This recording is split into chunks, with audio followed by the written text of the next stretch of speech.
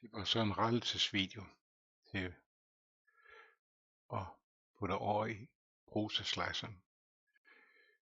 Jeg havde glemt at slå den der synlig. Den var slukket, derfor kom det ikke med. Så den skal være med. Jeg havde fået vendt nogle parametre forkert, så jeg ikke fik lavet hul ned i spor, hvis vi slukker den her og kigger på den her. Så har jeg ikke fået lavet det hul her.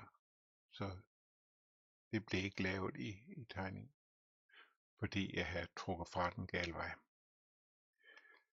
Så det er gjort nu, og hvis vi nu gør den her synlig igen, og vi gør den der synlig, så får vi fyldt noget glas i, kan I se.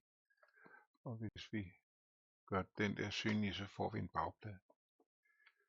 Og så tror jeg er med, det er ikke med sikkerhed, men hvis vi starter med at vælge den,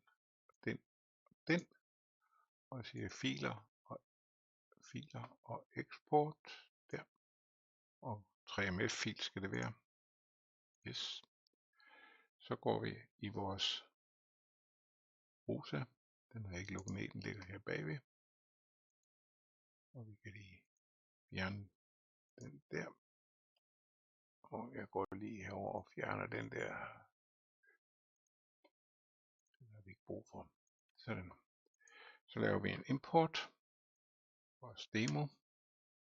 Og vi siger ja til det her spørgsmål. Vi skynder os at gå herned og sige 180 grader. Og det er vigtigt, at vi har valgt alle sammen heroppe. Så har vi vores plade liggende der. Den kan vi flytte med. Sådan den dækker et fornuftigt sted.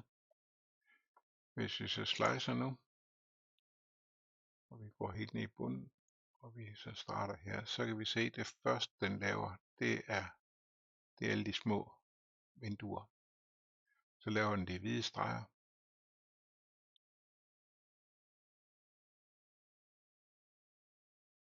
Og så fylder vi sort i. Det er første lag. Og så sker det fuldkommen det samme næste lag, indtil man ikke skal bruge det længere.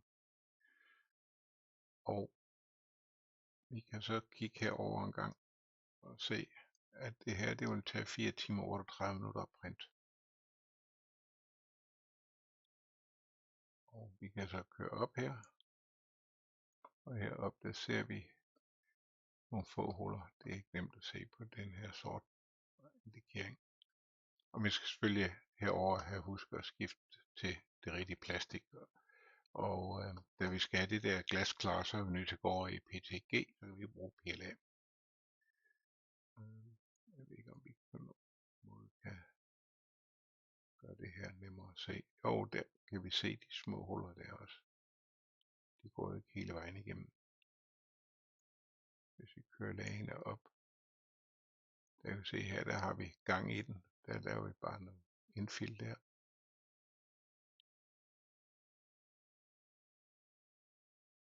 Ja. Det er ikke smart at vælge en sort hernede til at præsentere den farve med. Kan jeg konstatere. Der er en anden ting, jeg vil gå ind og rette. Hvis vi går herover og tager lagen, så vil den her vertikale her, den er jo lavet til 5. Jeg skal lige se hvorfor om øjeblik. Hvis vi går tilbage her og slicer igen, vi lige kører ned i bunden, det er nemmere at se. Så får vi nogle flere linjer omkring. Vi får nogle flere linjer omkring her, og der hvor vi skal bore op, så får vi lidt at bore i, når vi kommer dertil.